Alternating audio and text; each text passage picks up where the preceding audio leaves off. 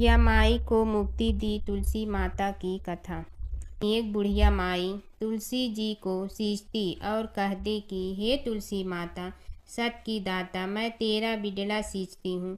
मुझे बहू दे, पीताम्बर की धोती दे, मीठा मीठा घास दे, बैकुंठा में वास दे, चटक की चाल दे, पटक की मोत दे, चंदन का काठ दे, रानी सा राज दे, दाल भात का भोजन दे, 11 की मौत दे, कृष्ण जी का कंधा दे।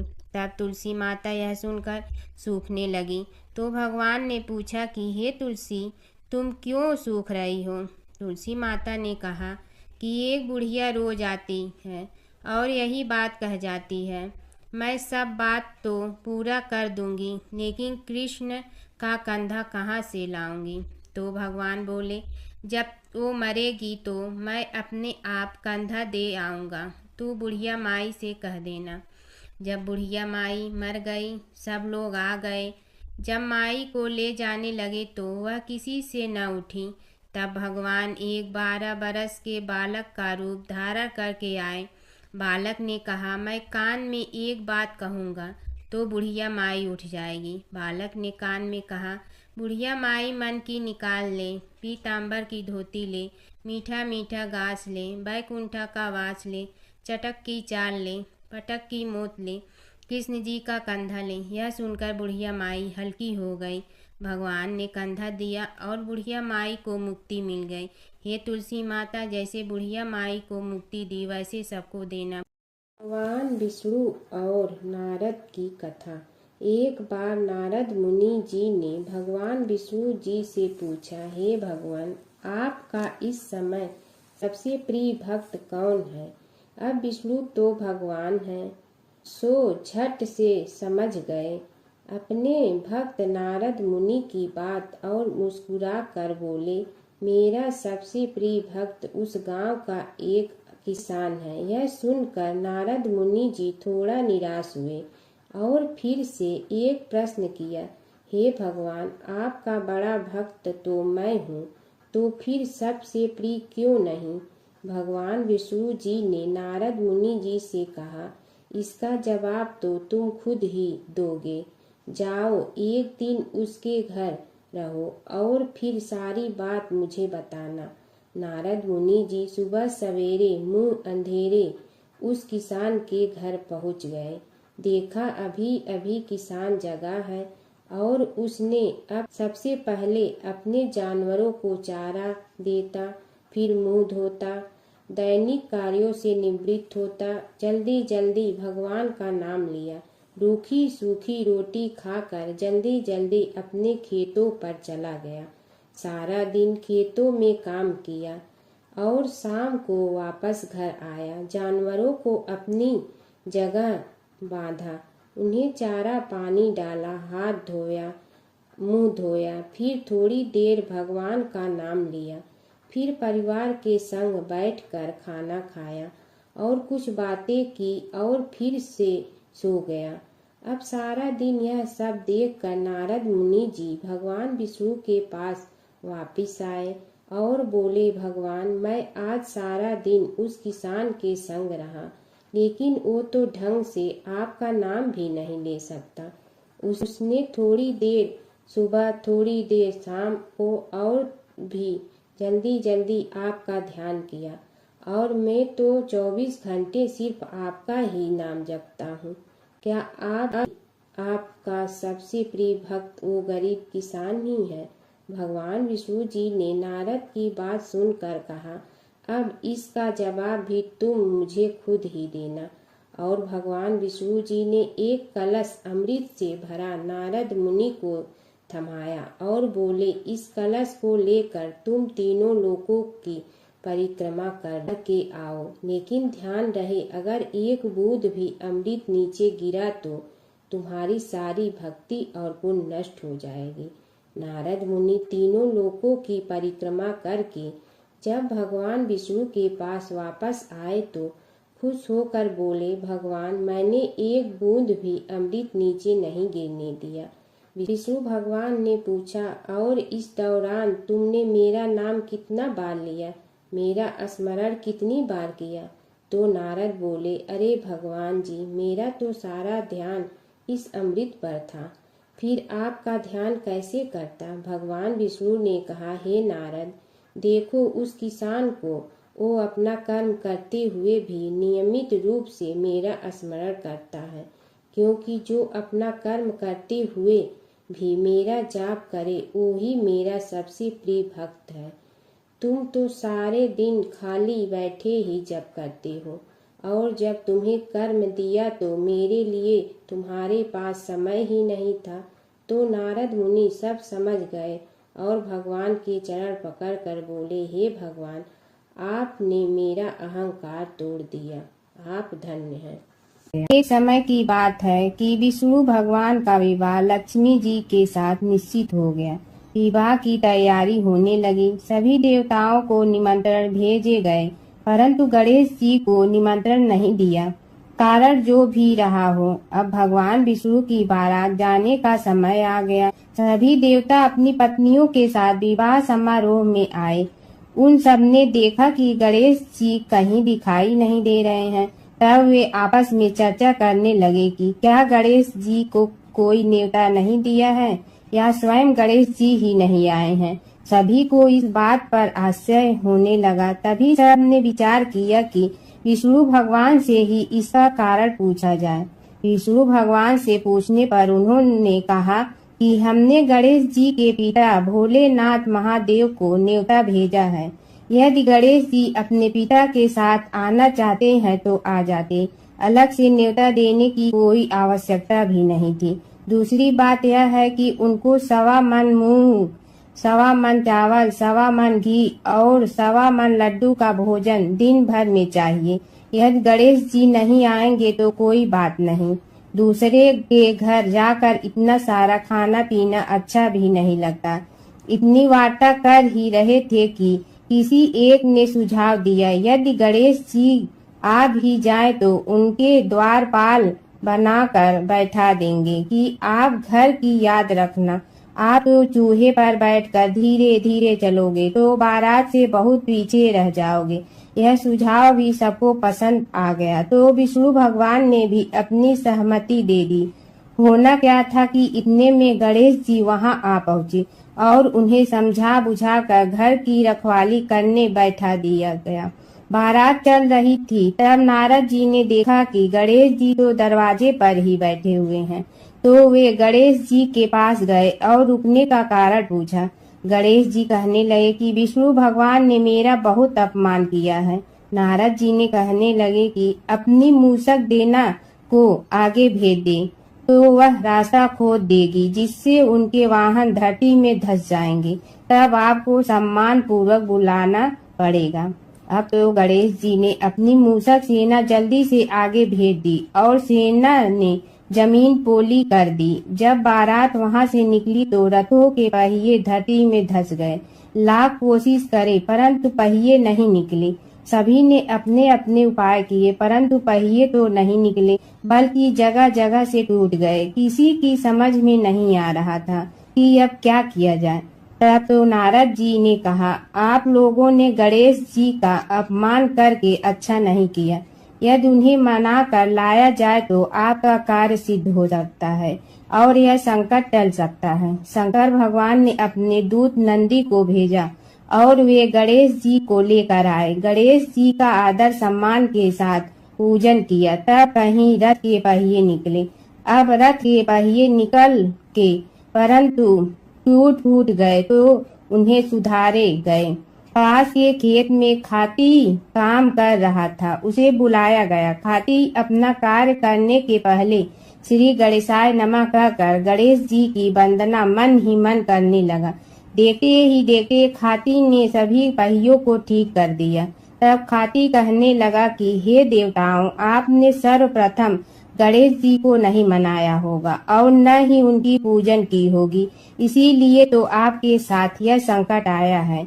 हम तो मूर्ख अज्ञानी हैं, फिर भी पहले गणेश जी को पूजते हैं, उनका ध्यान करते हैं। आप लोग तो देवतागण हैं, फिर भी आप गणेश जी को कैसे भूल गए। अब आप लोग भगवान श्री गणेश जी की जय बोलकर जाएं तो आपके सब काम बन जाएंगे और संकट कट जाएंगे।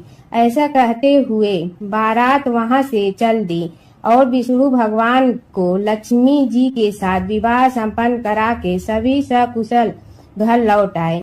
हे गणेश जी महाराज, आपने विष्णु को जैसे कारज सारियो ऐसे कारज सबको सिद्ध कर जो।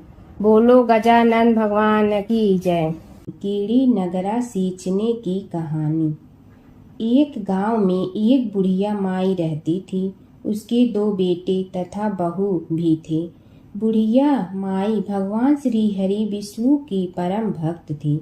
अपना जीवन दान धर्म पुण्य कार्य कर्मों में लगाती थी, परंतु बुढ़िया माई कभी भी मंदिर और सत्संग में व तीर्थ स्थानों पर नहीं जाती थी। एक बार गांव में भागवत कथा हो रही थी।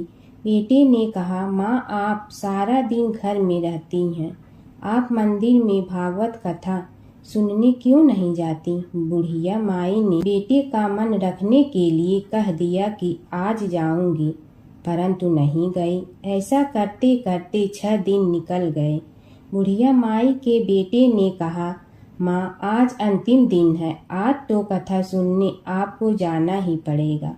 सारा दिन घर का काम करके बुढ़िया माई ने जाते जाते इतनी देर कर दी कि अंतिम दिन की भागवत कथा भी समाप्त हो गई। भगवान श्री हरि विष्णु सन्यासी का रूप धारण करके बुढ़िया माई के पास आए और बोले, बुढ़िया माई तुम कहाँ जा रही हो? बुढ़िया माई ने कहा, मैं भागवत कथा सुनने जा रही हूँ।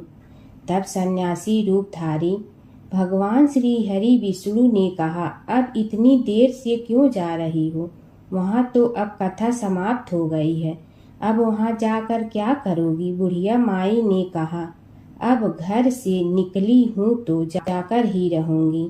सब सन्यासी रूपधारी भगवान श्री हरि विष्णु ने कहा कि अब कथा समाप्त हो गई, भक्त लोग भी अपने अपने घर चले गए, अब तुम वहाँ से क्या लाओगी? तो बुढ़िया माई बोली, कुछ नहीं तो मैं वहाँ से एक ईंट ही उठा लाऊंगी। तो सन्यासी रूपधारी भगवान श्री हरि विष्णु बोले, तुम वहाँ से मिट्टी की ईंट लाओगी, उसके बदले में मैं तुम्हें एक सोने की ईंट देता हूँ। बुढ़िया माई ने ईंट ले ली और घर की तरफ चल पड़ी और विचार करने लगी कि यदि यह ईंट मैं घर लेकर जाऊंगी तो बेटे बहू झगड़ने लगेंगे, इसीलिए घर के आंगन में बाहर ही बुढ़िया माई ने वह ईंट जमीन में गाड़ दी। परंतु अब बुढ़िया माई का ध्यान उस ईंट पर ही रहने लगा। खाने पीने घर के काम करने में सदैव बुढ़िया माई अपना ध्यान सोने की ईंट पर ही लगाई रखती। बेटे बहू ने पूछा, माँ पूरे दिन घर के आंगन में क्या करती रहती हो? तो बुढ़िया माई ने कहा, मैं आने जाने वाले को देखती रहती हूँ। एक दिन बुढ़िया माई मर गई। यमराज के दूत बुढ़िया माई को लेने आए। बुढ़िया माई को लेकर धर्मराज जी के पास पहुँचे और धर्मराज जी को सारी बात बतलाई। धर्मराज जी ने बुढ़िया माई को कुतिया की योनि दे दी और कुतिया उसी पेड़ के नीचे बैठी रहती। बुढ़िया माई की बहू ने कहा, इस कुतिया को यहाँ से भगाओ, नहीं तो यह बच्चों को काट जाएगी।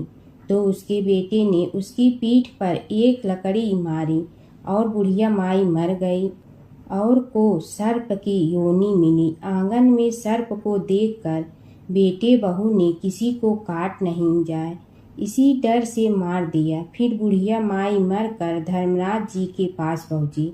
बुढ़िया माई कीड़ी का रूप धारण करके उस आंगन में कीड़ी नगरा बना लिया। आंगन में कीड़ी नगरा हो गया। घर वाले बहुत परेशान हुए। घर वाले भोजन भी नहीं बना रहे थे और मन ही मन होने का स्मरण करने लगे। तब भगवान श्री हरि विष्णु सन्यासी का रूप धारण करके आए और बोले कि कुछ खाने को दे दो। तो घर वाले ने कहा, महाराज हमारे खाने को भी कुछ नहीं बनाया, क्योंकि हमारे घर में कीड़ी नगरा हो गया है, आप ही इसका कुछ उपाय बतलाइए। तब महाराज जी ने आंगन में खोदा और सोने की 28 निकाली और दोनों बेटों को दे दी और कहा, तुम्हारी माँ के नाम से दान पुण्य करना, धर्मशाला बनवाना, स्कूल बनवाना, प्याऊ लगवाना, गौशाला में गाय के चारे खाने की व्यवस्था करना। परंतु दोनों बेटे आपस में झगड़ने लगे कि तू दान कर, तू दान कर। किसी ने बुढ़िया माई के नाम से कोई दान नहीं किया और कीड़ी नगरा वहाँ उसी स्वरूप में स्थापित रहा। कुछ दिन बाद सन्यासी वापस आया और बुढ़िया माई के बेटों ने भगवान स्वरूपधारी सन्यासी महाराज से कहा कि हमारी घर की हालत वैसी की वैसी है, कीड़ी नगरा तो वैसे का वैसा ही है। तब साधु रूपधारी सन्यासी महाराज ने कहा, वह सोने के ईंट के टुकड़े लाओ और उन्हें बेचकर उनसे जो भी धन मिले उसे तुम्हारी माँ के नाम से दान पुण्य करो। इस कीड़ी नगरा पर शक्कर और आटा डालो। तुम ऐसा करोगे तो तुम्हारी माँ को मोक्ष प्राप्ति होगी। और उनके घर से कीड़ी नगरा चला गया।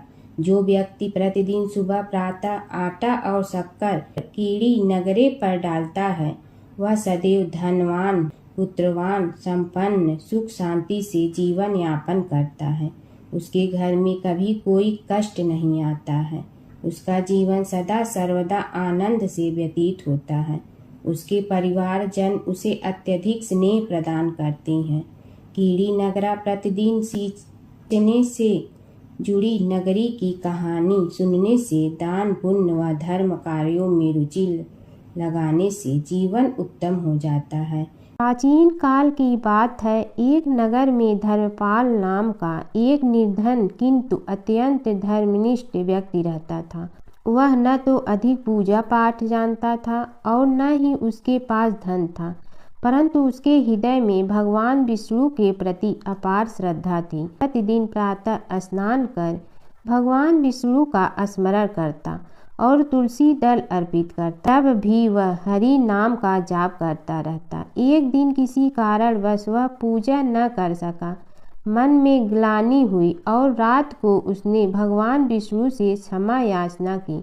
उसी रात उसे स्वप्न में विष्णु ने दर्शन दिए और कहा, हे भक्त, जो भी व्यक्ति श्रद्धा से मेरा स्मरण करता है, मैं उसके सभी पाप हर लेता हूँ। भक्ति में विधि नहीं, भाव प्रधान होता है। कुछ समय बाद धर्मपाल के जीवन की सभी कठिनाइयाँ दूर हो गई। उसके घर में सुख शांति और समृद्धि आ गई। अंत समय में उसे वैकुंठ लोक की प्राप्ति हुई। विष्णु भगवान की कथा। एक नगर में एक सेठ व एक सेठानी रहते थे और सेठानी रोज विष्णु भगवान की पूजा करती थी। सेठ को उसका पूजा करना बिल्कुल अच्छा नहीं लगता था। इसी वजह से एक दिन सेठ ने सेठानी को घर से निकाल दिया। घर से निकलने पर वह जंगल की ओर गई तो देखा 4 आदमी मिट्टी खोदने का काम कर रहे थे। उसने कहा कि मुझे नौकरी पर रख लो। उन्होंने उसे रख लिया, लेकिन मिट्टी खोदने से सेठानी के हाथों में छाले पड़ गए और उसके बाल भी उड़ गए। वह आदमी कहते हैं कि बहन, लगता है तुम किसी अच्छे घर की महिला हो। तुम्हें काम करने की आदत नहीं है। तुम एक काम रहने दो और हमारे घर का काम कर लिया करो। वह चारों आदमी उसे अपने साथ घर ले गए और वह 4 मुट्ठी अनाज लाते और सभी बांट कर खा लेते। एक दिन सेठानी ने कहा कि कल से 8 मुट्ठी अनाज लाना। अगले दिन वह 8 मुट्ठी अनाज लाए और सेठानी पड़ोसन से आग मांग लाई। उसने भोजन बनाया, विष्णु भगवान को भोग लगाया, फिर सभी को खाने को दिया। सारे भाई बोले कि बहन, आज तो भोजन बहुत स्वादिष्ट बना है। सेठानी ने कहा कि भगवान का जूठा है तो स्वाद तो होगा ही। सेठानी के जाने के बाद सेठ भूखा रहने लगा और आस पड़ोस के सारे लोग कहने लगे कि ये तो सेठानी के भाग्य से खाता था। एक दिन सेठ अपनी सेठानी को ढूंढने चल पड़ा। उसने ढूंढते हुए वह भी उस जंगल में पहुंच गया जहां वह चारों आदमी मिट्टी खोद रहे थे। सेठ ने उन्हें देखा तो कहा कि भाई मुझे भी काम पर रख लो। उन आदमियों ने उसे काम पर रख लिया, लेकिन मिट्टी खोदने से उसके भी हाथों में छाले पड़ गए और बाल उड़ने लगे। उसकी यह हालत देख चारों बोले कि तुम्हें काम की आदत नहीं है, तुम हमारे साथ चलो और हमारे घर में रह लो। सेठ उन चारों आदमियों के साथ उनके घर चला गया और जाते ही उसने सेठानी को पहचान लिया, लेकिन सेठानी घूंघट में थी तो सेठ को देख नहीं पाई। सेठानी ने सभी के लिए भोजन तैयार किया और हर रोज की भांति विष्णु भगवान को भोग लगाया। उसने उन चारों भाइयों को भोजन परोस दिया, लेकिन जैसे ही वह सेठ को भोजन देने लगी तो विष्णु भगवान ने उसका हाथ पकड़ लिया। भाई बोले कि बहन, ये तुम क्या कर रही हो?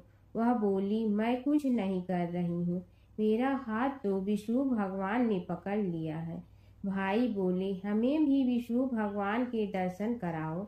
उसने भगवान से प्रार्थना की तो विष्णु जी प्रकट हो गए। सभी ने दर्शन किए। सेठ ने सेठानी से क्षमा मांगी और सेठानी को साथ चलने को कहा।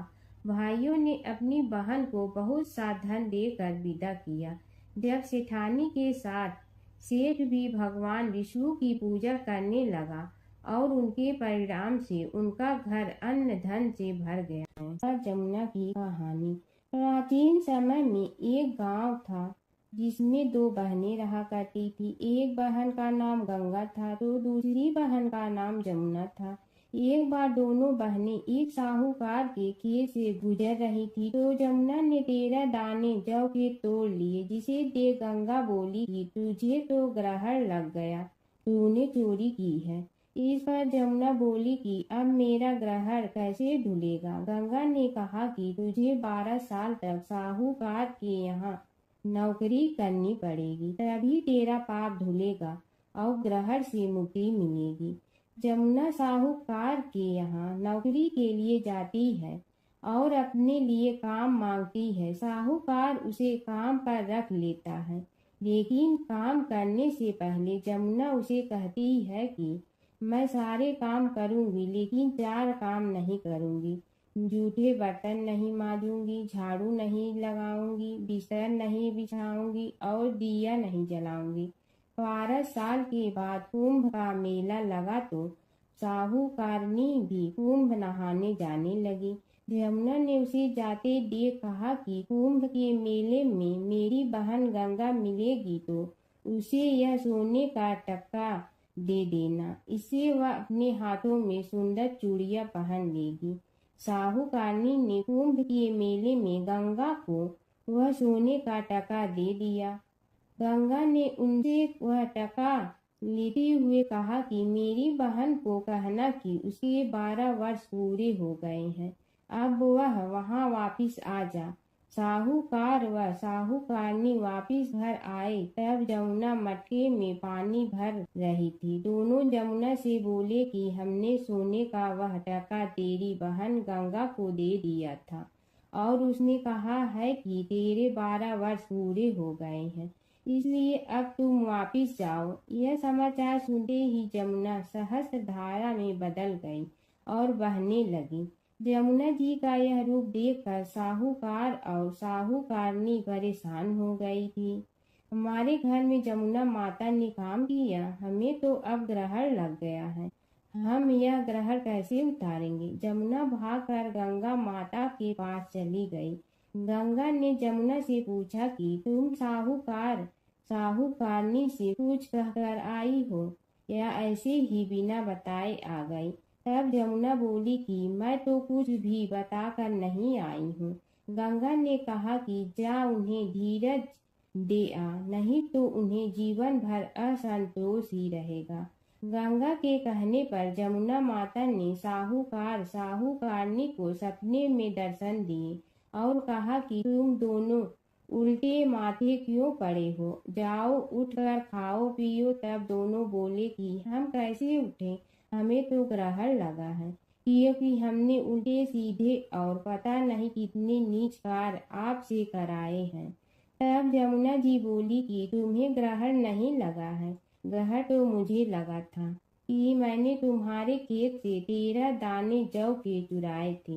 मैं तो अपना ग्रहण उतारने तुम्हारे घर आई थी। मेरा ग्रहण तुम्हारे घर में 12 वर्ष तक रहने से उतर गया है और मेरी मुक्ति हो गई है। जमुना जी ने कहा कि तुम्हें कोई ग्रहण नहीं लगा है, उल्टे मेरे 12 वर्ष तक यहाँ रहने से तुम्हारी भी मुक्ति हो गई है। यह कहकर जमुना जी स्वप्न से चली गई। दोनों उठकर देखते हैं कि उनके घर में पहले से भी अधिक धन हो गया है।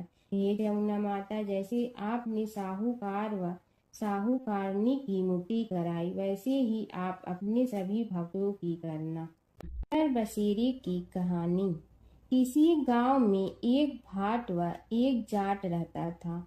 दोनों में घनिष्ठ मित्रता थी। एक बार जाट अपनी बहन के घर जाने को तैयार हुआ तो भाट अपनी ससुराल जाने को तैयार हुआ।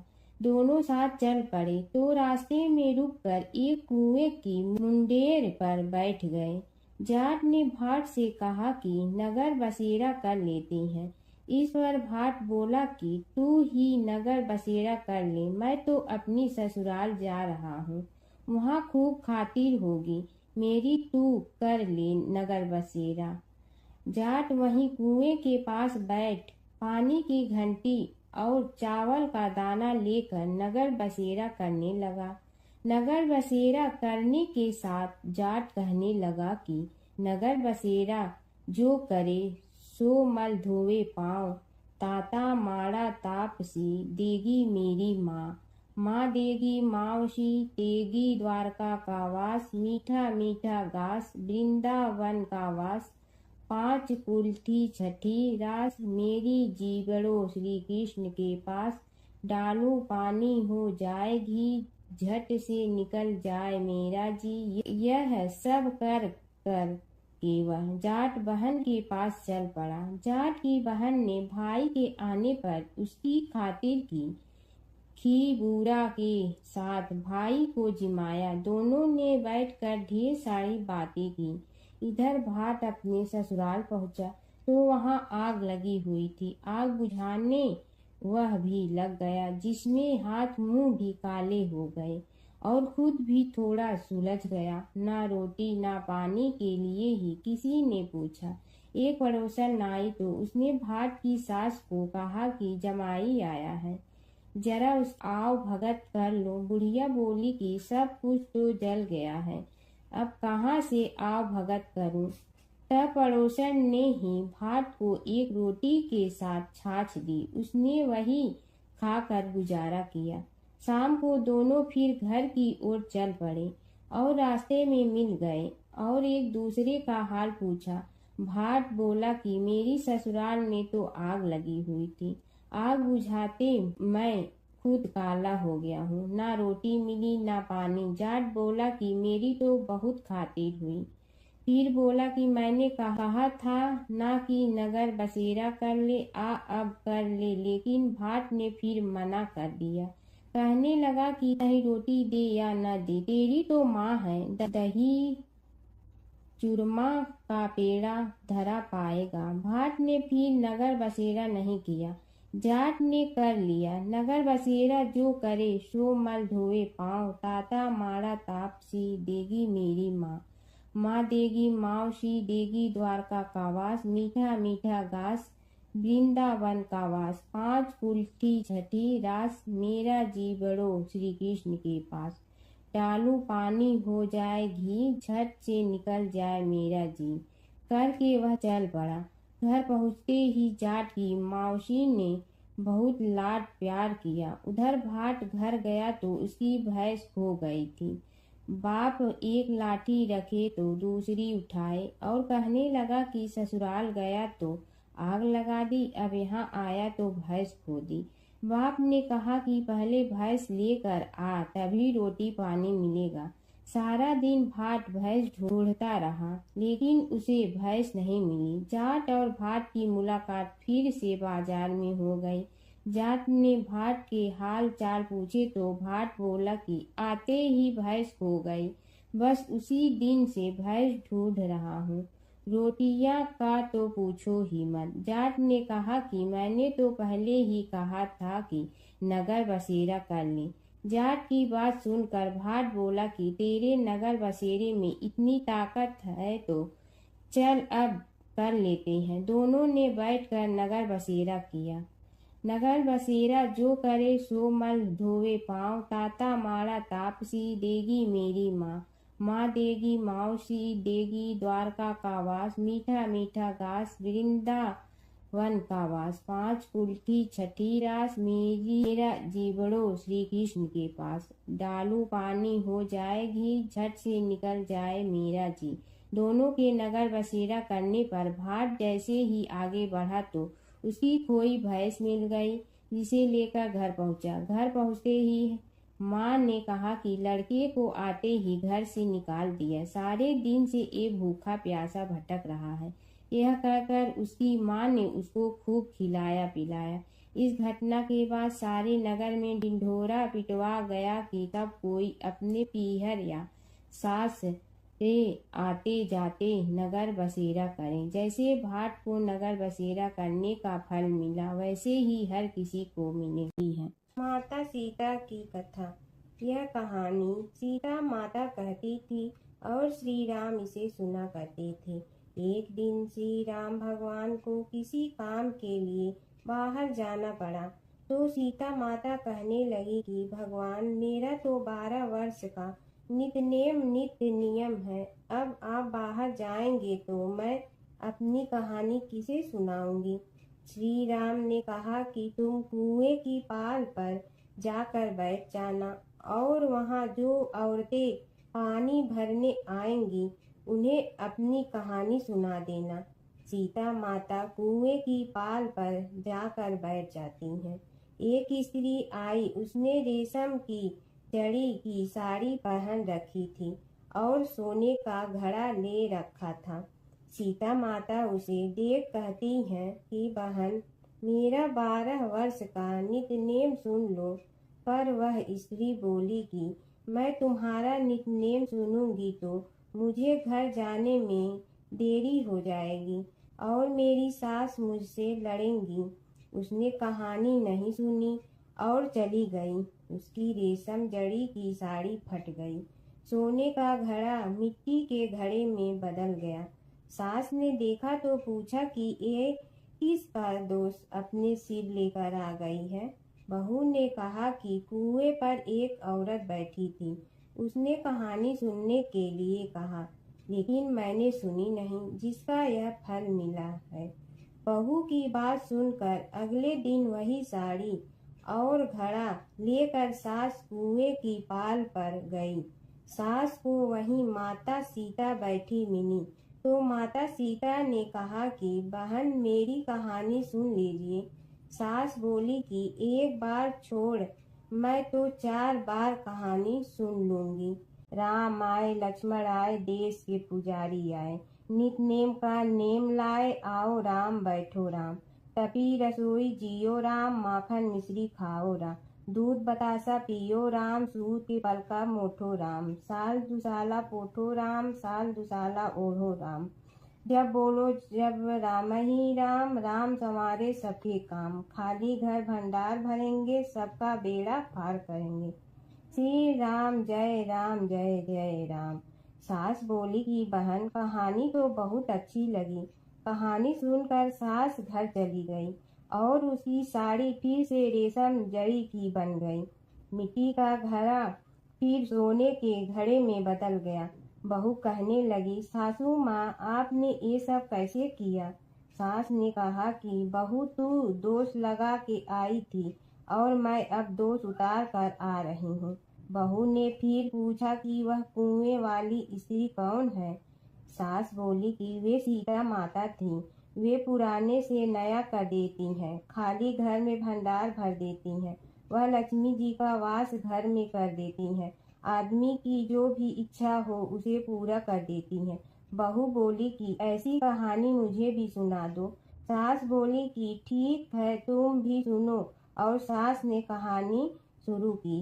राम आए लक्ष्मण आए, देश के पुजारी आए, नित नेम का नेम लाए, आओ राम बैठो राम। तपी रसोई जियो राम, माखन मिश्री खाओ राम, दूध बतासा पियो राम, सूत के पलका मोठो राम। साल दुसाला पोठो राम, साल दुसाला ओढ़ो राम, जब बोलो जब राम ही राम, राम संवारे सबके काम। खाली घर भंडार भरेंगे, सबका बेड़ा पार करें, श्री राम जय राम। कहानी सुनकर बहू बोली कि कहानी तो बहुत अच्छी है। सास ने कहा कि ठीक है, इस कहानी को रोज कहा करेंगे।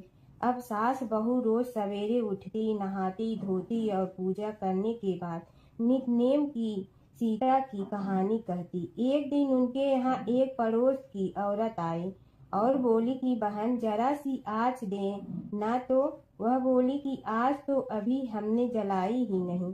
पड़ोसन ने कहा कि तुम सुबह 4 बजे से उठकर क्या कर रही हो? फिर उन्होंने कहा कि सुबह उठकर हम पूजा करते हैं, फिर सीता माता की नितनेम की कहानी कहते हैं। पड़ोसन ने उसकी बात सुनकर फिर कहा कि सीता माता की कहानी कहने से तुम्हें क्या मिलता है? वे बोली कि इनकी कहानी कहने से घर में भंडार भर जाते हैं, सारे काम सिद्ध होते हैं, मन की इच्छा भी पूरी हो जाती है।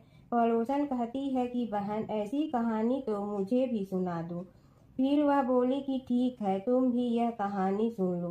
राम आए लक्ष्मण आए, देश के पुजारी आए, नित नेम का नेम लाए, आओ राम बैठो राम। सारी कहानी सुनने के बाद पड़ोसन कहने लगी, बहन कहानी तो मुझे बहुत अच्छी लगी। अब वह पड़ोसन भी नित नेम सीता माता की कहानी कहने लगी। कहानी कहने से सीता माता ने पड़ोसन के भी भंडार भर दिए। अब तो पूरे मोहल्ले में नित नेम की कथा चल पड़ी, हर किसी की मनोकामना पूरी होने लगी। हे सीता माता, जैसे आपने उनके भंडार भरे, वैसे ही आप हमारे भी भंडार भरना, सबकी भरना, कहानी सुनने वाले के भी और कहानी कहने वाले के भी। प्राचीन काल की बात है। नैमिषारण्य क्षेत्र में ऋषि, महर्षि और साधु संतों का समाज जुड़ा था। उसमें श्री सूत जी भी विद्यमान थे। शौनक जी ने उनकी सेवा में उपस्थित होकर निवेदन किया कि हे अज्ञान रूप घोर तिमिर को नष्ट करने में करोड़ों सूर्यों के समान प्रकाशमान श्री सूत जी हमारे कानों के लिए अमृत के समान जीवन प्रदान करने वाले कथा तत्व का वर्णन कीजिए।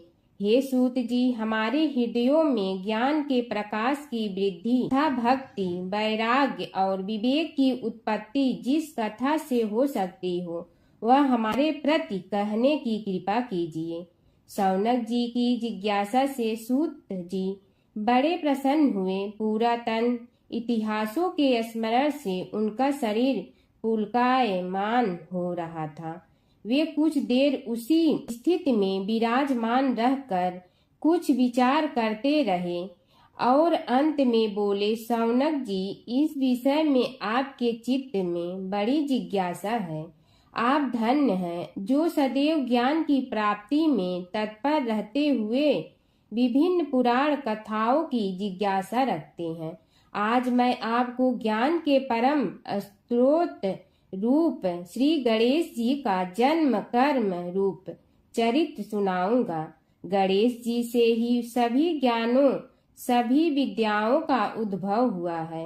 अब आप सावधान चित्त से विराजमान हो। श्री गणेश जी के ध्यान और नमस्कार पूर्वक उनका चरित्र श्रवण करें। नमस्तस्मै गणेशाय ब्रह्मा विद्या प्रदायिनी यनागस्त्यसमः साक्षात विघ्न सागर सोषणे। कैसे हैं वे श्री गणेश जो सभी प्रकार की ब्रह्म विद्याओं को प्रदान करने वाले, अर्थात ब्रह्मा के सगुण और निर्गुण स्वरूप पर प्रकाश डालने और जीव ब्रह्मा का अभेद प्रतिपादन करने वाली विद्याओं के दाता हैं। वे विघ्नों के समुद्रों को महर्षि अगस्त्य के समान शोषण करने में समर्थ हैं। इसलिए उनका नाम विघ्न सागर शोषक के नाम से प्रसिद्ध है। मैं उन भगवान श्री गणेश जी को नमस्कार करता हूँ। प्रथम पूजा के अधिकारी श्री गणेश जी, यह कहकर सूत जी कुछ समय के लिए मौन हो गए और फिर बोले, शौनक जी, भगवान गणेश जी ही सर्वप्रथम पूजा प्राप्ति के अधिकारी हैं। किसी भी देवता की पूजा करो, पहले उनकी पूजा करो। शौनक जी ने निवेदन किया, हे भगवान, हे सूत, सर्वप्रथम यह बताने की कृपा कीजिए कि गणेश जी को प्रथम पूजा का अधिकार किस प्रकार प्राप्त हुआ। इस विषय में मेरी बुद्धि मोह को प्राप्त हो रही है कि सृष्टि रचयिता ब्रह्मा जी, पालन करता भगवान नारायण और संहार करता शिव जी में से किसी को प्रथम पूजा का अधिकारी क्यों नहीं माना गया। यह त्रिदेव ही तो सबसे बड़ा देवता माने जाते हैं। सूत जी ने कहा, शौनक जी, यह भी एक रहस्य ही है। देखो, अधिकार मांगने से नहीं मिलता, इसके लिए योग्यता होनी चाहिए। संसार में अनेकों देवी देवताएं पूजे जाते हैं। पहले जो जिसका इष्ट देव होता है वह उसी की पूजा किया करता है। इससे बड़े देवताओं के महत्व में कमी आने की आशंका उत्पन्न हो गई। इस कारण देवताओं में परस्पर विवाद होने लगा। वे उसका निर्णय प्राप्त करने के लिए शिव जी के पास पहुँचे और प्रणाम करके पूछने लगे, प्रभु, हम सब में प्रथम पूजा का अधिकारी कौन है। शिव जी सोचने लगे कि किसे प्रथम पूजा का अधिकारी माने। तभी उन्हें एक युक्ति सूझी। बोले, देवगण, इसका निपटारा बातों से नहीं तथ्यों से होगा। इसके लिए एक प्रतियोगिता रखनी होगी, शिव की परिक्रमा करने की प्रतियोगिता। देवगण उनका मुख देखने लगे, शंकित हृदय से सोचने लगे कि कैसी प्रतियोगिता रहेगी। यह शिव जी ने उनके मन के भाव ताड़ लिए, इसलिए सांत्वना भरे शब्दों में बोले, घबराओ मत, कोई कठिन परीक्षा नहीं ली जाएगी। बस इतना ही कि सभी अपने अपने वाहनों पर चढ़कर संसार की परिक्रमा करो और फिर यहाँ लौट आओ। जो पहले लौटेगा वही सर्वप्रथम पूजा का अधिकारी होगा। अब क्या देर थी, सभी अपने अपने वाहन पर चढ़कर दौड़ पड़े। किसी का वाहन गजराज था तो किसी का सिंह, किसी का भैंसा तो किसी का मृग, किसी का हंस तो किसी का उल्लू, किसी का अश्व तो किसी का श्वान। अभिप्राय यह है कि वाहनों को विविधता के दर्शन उस समय जितने भले प्रकार से हो सकते थे उतने अन्य समय में नहीं। सबसे गया बीता वाहन गणेश जी का था मूषक, उससे चूहा भी कहते हैं। ऐसे वाहन के बल भरोसे इस प्रतियोगिता में सफल होना तो क्या, सम्मिलित होना भी हास्यास्पद है। गणेश जी ने सोचा, छोड़ो, क्या होगा प्रतियोगिता में भाग लेने से, हम तो यहाँ बैठे रहकर ही तमाशा देखेंगे। वे बहुत देर तक विचार करते रहे। अंत में उन्हें एक युक्ति सूझी। शिव जी स्वयं ही जगदाता हैं, यह संसार उन्हीं का प्रतिबिंब है, तब क्यों न इन्हीं की परिक्रमा कर ली जाए। इनकी परिक्रमा करने से ही संसार की परिक्रमा हो जाएगी। ऐसा निश्चय कर उन्होंने मूषक पर चढ़कर शिव जी की परिक्रमा की और उनके समक्ष जा पहुँचे। शिव जी ने कहा, तुमने परिक्रमा पूर्ण कर ली। उन्होंने उत्तर दिया, जी हाँ। शिव जी सोचने लगे कि इसे तो यहीं घूमते हुए देखा, फिर परिक्रमा कैसे कराया। देवताओं का परिक्रमा करके लौटना आरंभ हुआ और उन्होंने गणेश जी को वहां बैठे देखा तो माथा ठनक गया। फिर भी साहस करके बोले, अरे तुम विश्व की परिक्रमा के लिए नहीं गए। गणेश जी ने कहा, अरे मैं कब का यहाँ आ गया। देवता बोले, तुम्हें तो कहीं भी नहीं देखा। गणेश जी ने उत्तर दिया, देखते कहाँ से, समस्त संसार शिव जी में विद्यमान है। इनकी परिक्रमा करने से ही संसार की परिक्रमा पूर्ण हो गई। सूत जी बोले, शौनक, इस प्रकार गणेश जी ने अपनी बुद्धि के बल पर ही विजय प्राप्त कर ली। उनका कथन सत्य था, इसलिए कोई विरोध करता भी तो कैसे बस उसी दिन से गणेश जी की प्रथम पूजा होने लगी।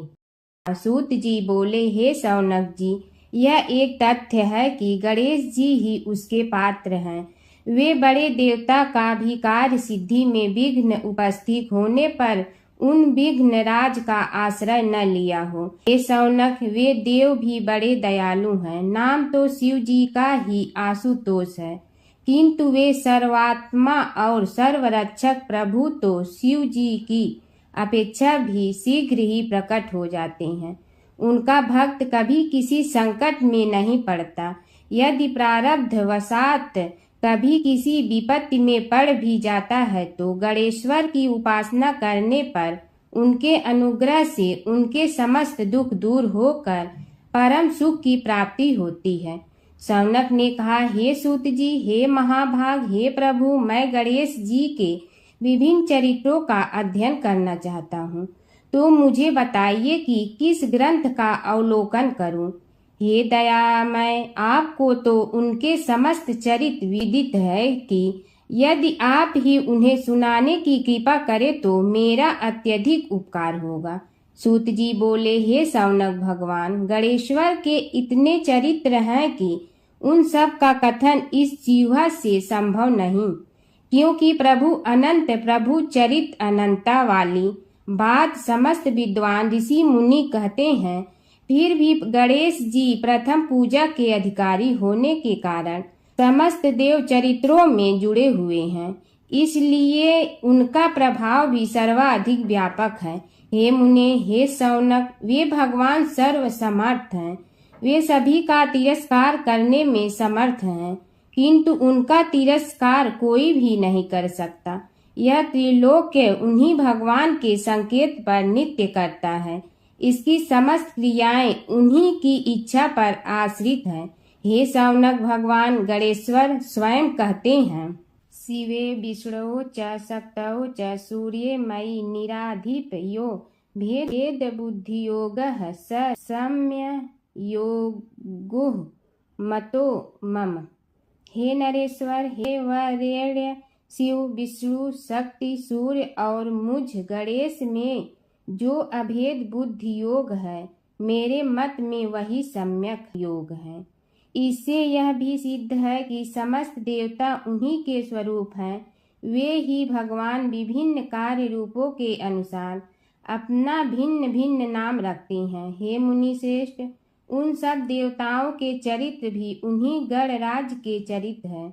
यद्यपि सब चरित्र एक ही ग्रंथ में मिलने में संभव नहीं है, फिर भी गणेश्वर के अनेकों प्रमुख चरित्रों का वर्णन गणेश पुराण में हुआ है। राजा सोमकांत का वृत्तांत कथन। शौनक जी ने पूछा, हे प्रभु, गणेश पुराण का आरंभ किस प्रकार हुआ, यह मुझे बताने की कृपा करे। इस पर सूत जी ने कहने लगे, हे शौनक, यद्यपि गणेश पुराण है तो बहुत प्राचीन, क्योंकि भगवान गणेश्वर तो आदि हैं। न जाने कब से गणेश जी अपने उपासकों पर कृपा करते चले आ रहे हैं। उनके अनंत चरित्र हैं, जिनका संग्रह एक महापुराण का रूप ले सकता है। उसे एक बार भगवान नारायण ने नारद जी को और भगवान ने शंकर और जगन जननी पार्वती जी को सुनाया था। बाद में वही पुराण संक्षेप रूप में ब्रह्मा जी ने महर्षि वेद व्यास को सुनाया और फिर व्यास जी ने महर्षि भृगु को सुनाया। भृगु ने कृपा करके सौराष्ट्र के एक राजा सोमकांत को सुनाया था। तब से वह पुराण अनेक कथाओं में विस्तृत होता रहा और अनेक कथाओं से रहित होता हुआ अनेक रूप में प्रचलित है। शौनक जी ने पूछा, भगवान, आप यह बताने का कष्ट करें कि राजा सोमकांत कौन था। उसने महर्षि से गणेश पुराण का श्रवण कहाँ किया था, उस पुराण के श्रवण से उसे क्या क्या उपलब्धियां हुई। हे नाथ, मुझे श्री गणेश्वर की कथा के प्रति उत्कंठा बढ़ती ही जा रही है। सूत जी बोले, हे शौनक, सौराष्ट्र के देवनगर नाम की एक प्रसिद्ध राजधानी थी। वहाँ का राजा सोमकांत था। वह अपनी प्रजा का पुत्र के समान पालन करता था वह वेद ज्ञान संपन्न, शस्त्र विद्या में पारंगत एवं प्रबल प्रतापी राजा, समस्त राजाओं में मान्य तथा अत्यंत वैभवशाली था। उसका ऐश्वर्य कुबेर के भी ऐश्वर्य को लज्जित करता था। उसने अपने पराक्रम से अनेकों देश जीत लिए थे। उसकी पत्नी अत्यंत रूपवती, गुणवती, धर्माज्ञा एवं पतिव्रत धर्म का पालन करने वाली थी। वह सदैव अपने प्राणनाथ की सेवा में लगी रहती थी। उसका नाम सुधर्मा था। जैसे वह प्रतिव्रता थी, वैसे ही राजा भी एक पत्नी व्रता का पालन करने लगा। उसके हेमकांत नामक एक सुंदर पुत्र था। वह भी सभी विद्याओं का ज्ञाता और अस्त्र शस्त्रादि के अभ्यास में निपुण हो गया था। यह सभी श्रेष्ठ लक्षणों से संपन्न, सद्गुणी एवं प्रजा जनों के हितों का अत्यंत पोषक था।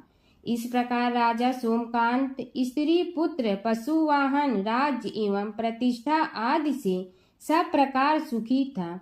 उसे दुख तो था ही नहीं। सभी राजागण उसका हार्दिक सम्मान करते थे तथा उसकी श्रेष्ठ कीर्ति भी संसार व्यापी थी।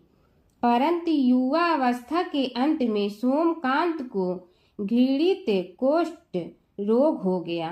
उसके अनेक उपचार किए गए किंतु कोई लाभ नहीं हुआ। रोग शीघ्रता से बढ़ने लगा और उसके कीड़े पड़ गए। जब रोग की अधिक वृद्धि होने लगी और उसका कोई उपाय न हो सका तो राजा ने मंत्रियों को बुलाकर कहा, सुव्रतो, जाने किस कारण यह रोग मुझे पीड़ित कर रहा है। अवश्य ही यह किसी पूर्व जन्म के पाप का फल होगा। इसलिए मैं अब अपना समस्त राजपाट छोड़कर वन में रहूंगा। मेरे पुत्र हेमकांत को मेरे समान मानकर राज्य शासन का धर्म पूर्वक संचालन कराते रहें। यह कहकर राजा ने शुभ दिन दिखवाकर अपने पुत्र हेमकांत को राज्य पद पर अभिषेक किया और अपनी पत्नी सुधर्मा के साथ निर्जन वन की ओर चल दिया। प्रजापालक राजा के वियोग में समस्त प्रजा जन अश्रु बहाते हुए उनके साथ चले गए। राज्य की सीमा पर पहुंचकर राजा ने अपने पुत्र अमात्यगण और प्रजा जनों को समझाया, आप सब लोग धर्म के जानने वाले, श्रेष्ठ आचरण में तत्पर एवं सहृदय हैं। यह संसार तो वैसे भी परिवर्तनशील है। जो आज है वह कल नहीं था और आने वाले कल में भी नहीं रहेगा। इसलिए मेरे जाने से दुख का कोई कारण नहीं है। मेरे स्थान पर मेरा पुत्र सभी कार्यों को करेगा। इसलिए आप सब उसके अनुशासन में रहते हुए उसे सदैव सम्मान करते रहें। फिर पुत्र से कहा, बेटा, यह स्थिति सभी के समझ आती रही है। हमारे पूर्व पुरुष भी परंपरागत रूप से वृद्धावस्था आने पर वन में जाते रहे हैं। मैं कुछ समय पहले ही वन में जा रहा हूँ, तो कुछ पहले या पीछे जाने में कोई अंतर नहीं पड़ता। यदि कुछ वर्ष बाद जाऊं तब भी मोह का त्याग करना ही होगा। इसलिए हे वत्स, तुम दुखित मत हो और मेरी आज्ञा मानकर राज्य शासन को ठीक प्रकार चलाओ। ध्यान रखना, क्षत्रिय धर्म का कभी त्याग न करना और प्रजा को सदा सुखी रखना। इस प्रकार राजा सोमकांत ने सभी को समझा बुझाकर वहां से वापस लौट आया और स्वयं अपनी पतिव्रता भार्या के साथ वन में प्रवेश किया। पुत्र हेमकांत के आग्रह से उसने सुबल और ज्ञान गम्य नामक 2 आत्माओं को भी साथ ले लिया। उन सब ने एक समतल एवं सुंदर स्थान देखकर वहां विश्राम किया। तभी उन्हें एक मुनि कुमार दिखाई दिया। राजा ने उससे पूछा, तुम कौन हो, कहाँ रहते हो? यदि उचित समझो तो मुझे बताओ। मुनि बालक ने कोमल बाड़ी में कहा, मैं महर्षि भृगु का पुत्र हूँ। मेरा नाम च्यवन है। हमारा आश्रम निकट में ही है। अब आप भी अपना परिचय दीजिए। राजा ने कहा, मुनि कुमार, आपका परिचय पाकर मुझे बड़ी प्रसन्नता हुई। मैं सौराष्ट्र के देवनगर नामक राज्य का अधिपति रहा हूँ। अब अपने पुत्र को राज्य देकर मैंने अरण्य की शरण ली है। मुझे कुष्ठ रोग अत्यंत पीड़ित किए हुए हैं। उसकी निवृत्ति का कोई उपाय करने वाला हो तो कृपा कर मुझे बताइए। मुनि कुमार ने कहा, मैं अपने पिताजी से अपना वृतांत कहता हूँ, फिर वे जैसा कहेंगे आपको बताऊंगा। यह कहकर मुनि बालक चला गया और कुछ देर में ही आकर बोला, राजन, मैंने आपका वृतांत अपने पिताजी को बताया। उनकी आज्ञा हुई है कि आप सब मेरे साथ आश्रम में चलकर उनसे भेंट करें, तभी आपके रोग के विषय में भी विचार किया जाएगा। राजा सोमकांत के पूर्व जन्म का वृत्तांत भृगु द्वारा वर्णन। राजा अपनी पत्नी और अमात्यों के सहित च्यवन के साथ साथ भृगु आश्रम में जा पहुंचा और उन्हें प्रणाम कर बोला, हे भगवान, हे महर्षि, मैं आपकी शरण हूँ, आप मुझ कुष्ठी पर कृपा कीजिए। महर्षि बोले, राजन, यह तुम्हारे किसी पूर्व जन्म कृत पाप का ही उदय हो गया है। इसका उपाय मैं विचार करके बताऊंगा। आज तो तुम सब स्नान आज से निवृत्त होकर रात्रि विश्राम करो। महर्षि की आज्ञा अनुसार सबने स्नान भोजन आदि के उपरांत रात्रि व्यतीत की और प्रातः काल स्नान आदि नित्य कर्मों से निवृत्त होकर महर्षि की सेवा में उपस्थित हुए। महर्षि ने कहा, राजन, मैंने तुम्हारे पूर्व जन्म का वृतांत जान लिया हूँ और यह भी विदित कर लिया है कि किस पाप के फल से तुम्हें इस रोग की प्राप्ति हुई है। यदि तुम चाहो तो उसे सुना दूं। राजा ने हाथ जोड़कर निवेदन किया, बड़ी कृपा होगी मुनिनाथ, मैं उसे सुनने के लिए उत्कंठित हूँ। महर्षि ने कहा, तुम पूर्व जन्म में एक धनवान वैश्य के लाडले पुत्र थे। वह वैश्य विंध्याचल के निकट कौलहार नामक ग्राम में निवास करता था। उसकी पत्नी का नाम सुलोचना था। तुम उसी वैश्य दंपत के पुत्र हुए। तुम्हारा नाम कामद था। तुम्हारा लालन पालन बड़े लाड चाव से हुआ। उन्होंने तुम्हारा विवाह एक अत्यंत सुंदरी वैश्य कन्या से कर दिया था, जिसका नाम कुटुम्बिनी था। यद्यप तुम्हारी भार्या सुशीला थी और तुम्हें सदैव धर्म में निरत देखना चाहती थी, किंतु तुम्हारा स्वभाव वासनांध होने के कारण दिन प्रतिदिन उज्जवल होता जा रहा था। किंतु माता पिता भी धार्मिक थे, इसलिए उनके सामने तुम्हारी उज्ज्वलता दबी रही। परंतु माता पिता की मृत्यु के बाद तुम निरंकुश हो गए और अपनी पत्नी की बात भी नहीं मानते थे। तुम्हें अनाचार में प्रवृत्त देखकर उसे दुख होता था, तो भी उसका कुछ बस न चलता था। तुम्हारी उन्मत्तता चरम सीमा पर थी। अपनों से भी द्वेष और क्रूरता का व्यवहार किया करते थे। हत्या आदि कराते थे। तुम्हारे लिए सामान्य बात हो गई। पीड़ित व्यक्तियों ने तुम्हारे विरुद्ध राजा से पुकार की। अभियोग चला और तुम्हें राज्य की सीमा से भी बाहर चले जाने का आदेश हुआ। तब तुम घर छोड़कर किसी निर्जन वन में रहने लगे।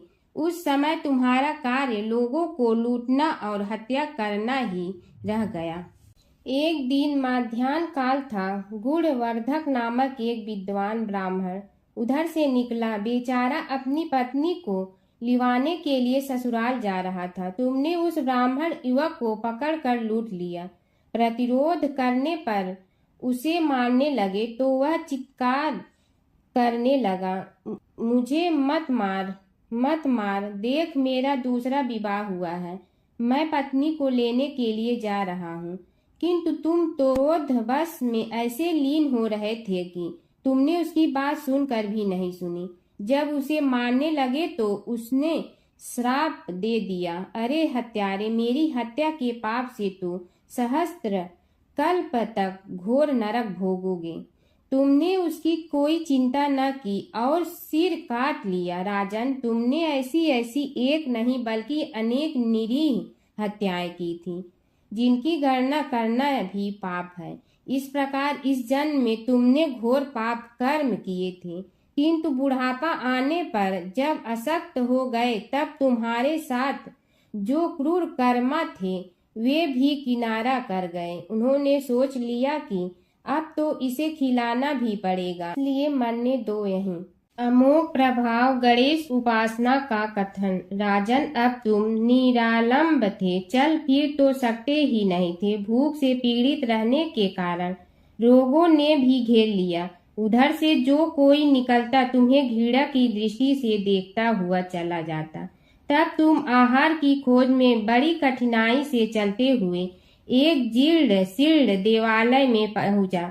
उसमें भगवान गणेश्वर की प्रतिमा विद्यमान थी। तब न जाने किस पुण्य के उदय होने से तुम्हारे मन में गणेश जी के प्रति भक्ति भाव जागृत हुआ। तुम निराहार रहकर उनकी उपासना करने लगे। उससे तुम्हें सब कुछ मिला और रोग भी कम हुआ। राजन, तुमने अपने साथियों की दृष्टि बचाकर बहुत सा धन एक स्थान पर गाड़ दिया था। अब तुमने उस धन को उसे देवालय के जीर्णोद्धार में लगाने का निश्चय किया। शिल्पी बुलाकर उस मंदिर को सुंदर और भव्य बनवा दिया। इस कारण कुख्याति सुख्याति में बदलने लगी। फिर यथा समय तुम्हारी मृत्यु हुई। यमदूतों ने पकड़कर तुम्हें यमराज के समक्ष उपस्थित किया। यमराज तुमसे बोले, जीव, तुमने पाप और पुण्य दोनों ही किए हैं और दोनों का ही भोग तुम्हें भोगना है। किंतु पहले पाप का फल भोगना चाहते हो पुण्य का? इसके उत्तर में तुमने प्रथम अपने पुण्य कर्मों के भोग की इच्छा प्रकट की और इसीलिए उन्होंने तुम्हें राजकुल में जन्म लेने के लिए भेज दिया। पूर्व जन्म में तुमने भगवान गणाध्यक्ष का सुंदर एवं भव्य मंदिर बनवाया था, इसलिए तुम्हें सुंदर देह की प्राप्ति हुई। यह कहकर महर्षि भृगु कुछ रुके। उन्होंने देखा कि राजा को इस वृतांत पर शंका हो रही है। तभी महर्षि के शरीर में असंख्य विकराल पक्षी उत्पन्न होकर राजा की ओर झपटे। उनकी चोंच बड़ी तीक्ष्ण थी, जिनसे वे राजा के शरीर को नोच नोच कर खाने लगे। उसके कारण उत्पन्न असहनीय पीड़ा से व्याकुल हुए राजा ने महर्षि के समक्ष हाथ जोड़कर निवेदन किया, प्रभु, आपका आश्रम तो समस्त द्वेष आदि से परे है और यहाँ मैं आपकी शरण में बैठा हूँ। तब यह पक्षी मुझे आकर ही क्यों पीड़ित कर रहे हैं? हे मुनिनाथ, इनसे मेरी रक्षा कीजिए। महर्षि ने राजा के अंतर्वचन सुनकर सांत्वना देते हुए कहा, राजन, तुमने मेरे वचनों में शंका की थी और जो मुझ सत्यवादी के कथन में शंका करते हैं उसे खाने के लिए मेरे शरीर से इसी प्रकार पक्षी प्रकट हो जाते हैं, जो कि मेरे हुंकार करने पर भस्म हो जाया करते हैं। यह कर महर्षि ने हुंकार की और तभी वे समस्त पक्षी भस्म हो गए। राजा श्रद्धावनत होकर उनके समक्ष अश्रुपात करता हुआ बोला, प्रभु, अब आप पाप से मुक्त होने का उपाय कीजिए। महर्षि ने कुछ विचार कर कहा, राजन, तुम पर भगवान गणेश्वर की कृपा सहज रूप से है और वे ही प्रभु तुम्हारे पापों को भी दूर करने में समर्थ हैं। इसलिए तुम उनके पाप नाशक चरित्रों का श्रवण करो। गणेश पुराण में उनके चरित्रों का भले प्रकार वर्णन हुआ है, अतएव तुम श्रद्धा भक्ति पूर्वक उसी को सुनने में चित्त लगाओ। राजा ने प्रार्थना की, महामुनि, मैंने गणेश पुराण का नाम भी आज तक नहीं सुना, तो उनके सुनने का सौभाग्य कैसे प्राप्त कर सकूंगा? हे नाथ, आपसे अधिक ज्ञानी और प्रकांड विद्वान और कौन हो सकता है? आप ही मुझ पर कृपा कीजिए। महर्षि ने राजा की दीनता देखकर उसके शरीर पर अपने कमंडल का मंत्रपूत जल छिड़का। तभी राजा को एक छींक आई और नासिका से एक अत्यंत छोटा काले वर्ण का पुरुष बाहर निकल आया। देखते देखते वह बढ़ गया। उसके भयंकर रूप को देखकर राजा कुछ भयभीत हुआ, किंतु समस्त आश्रमवासी वहां से भाग गए। वह पुरुष महर्षि के समक्ष हाथ जोड़कर खड़ा हो गया। उन्हें उसकी ओर देखा और कुछ उच्च स्वर में बोले, तू कौन है, क्या चाहता है? वह बोला, मैं साक्षात पाप हूँ, समस्त पापियों के शरीर में मेरा निवास है। आपके मंत्रपूत जल के स्पर्श से मुझे विवश होकर राजा के शरीर से बाहर निकलना पड़ा है। अब मुझे बड़ी भूख लगी है, बताइए क्या खाऊं और कहाँ रहूं? महर्षि बोले, तू उस आम के अवकाश स्थान में निवास कर और उसी वृक्ष के पत्ते खाकर जीवन निर्वाह कर। यह सुनते ही वह पुरुष आम के वृक्ष के पास पहुंचा, किंतु उसके स्पर्श मात्र से वह वृक्ष जलकर भस्म हो गया। फिर जब पाप पुरुष को रहने के लिए कोई स्थान दिखाई न दिया तो वह भी अंतर्हित हो गया। हर व्रत कथा के साथ पढ़ी और सुनी जाने वाली लपसी तपसी की यह कहानी। एक लपसी था, एक तपसी था। तपसी हमेशा भगवान की तपस्या में लीन रहता था। लपसी रोजाना 1.25 सेर की लपसी बनाकर भगवान का भोग लगाकर जीम लेता था। एक दिन दोनों लड़ने लगे।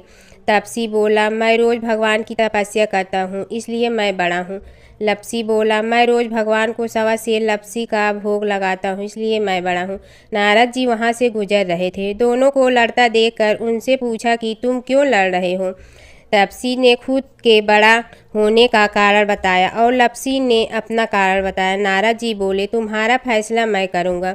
दूसरे दिन लपसी और तपसी नहाकर अपनी रोज की भक्ति करने आए तो नारद जी ने छुपकर 1.25 करोड़ की एक एक अंगूठी उन दोनों के आगे रख दी। तपसी की नज़र उस अंगूठी पर पड़ी जो उसने चुपचाप अंगूठी उठाकर अपने नीचे दबा ली। तब लपसी की नज़र अंगूठी पर पड़ी, लेकिन उसने ध्यान नहीं दिया। भगवान को भोग लगाकर लपसी खाना खाने लगा। नारद जी सामने आए तो दोनों ने पूछा कि कौन बड़ा, तो नारद जी ने तपसी से खड़ा होने को कहा। वो खड़ा हुआ तो उसने नीचे दबी अंगूठी दिखाई पड़ी। नारद जी ने लपसी से कहा, तपस्या करने के बाद भी तुम्हारी चोरी करने की आदत नहीं गई, इसलिए लपसी बड़ा है और तुम्हें तुम्हारी तपस्या का कोई फल भी नहीं मिलेगा। तपसी शर्मिंदा होकर माफ़ी मांगने लगा। उसने नारद जी से पूछा, मुझे मेरी तपस्या का फल कैसे मिलेगा?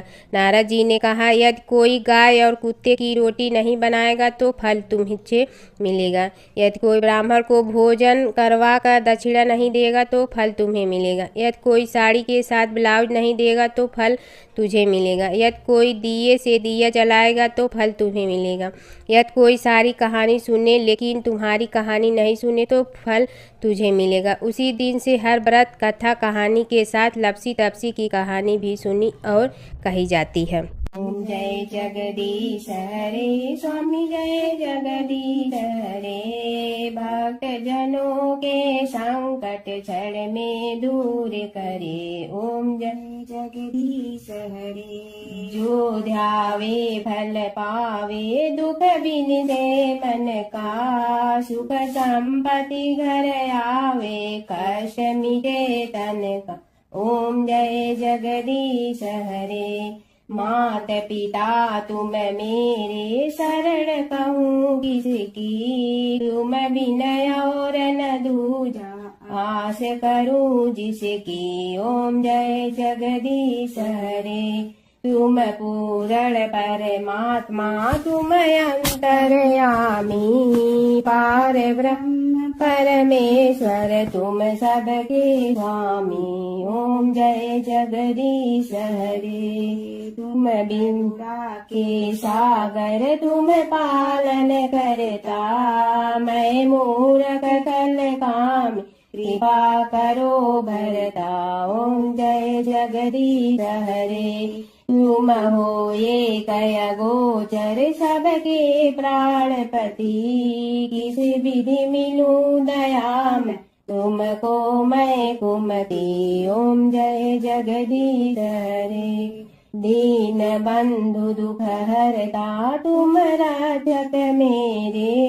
अपने हाथ उठाओ, द्वार पड़ा तेरे। ओम जय जगदीश हरे। विषय विकार मिटा, पाप हरो देवा। श्रद्धा भक्ति बढ़ाओ, संतन की सेवा। ओम जय जगदीश हरे। तन मन धन सब तेरा, स्वामी सब कुछ है तेरा। तेरा तुझको अर्पण क्या लागे मेरा। ओम जय जगदीश हरे, जय जगदीश हरे, स्वामी जय जगदीश हरे। भक्त जनों के संकट क्षण में दूर करे। ओम जय जगदीश हरे, स्वामी जय जगदीश हरे।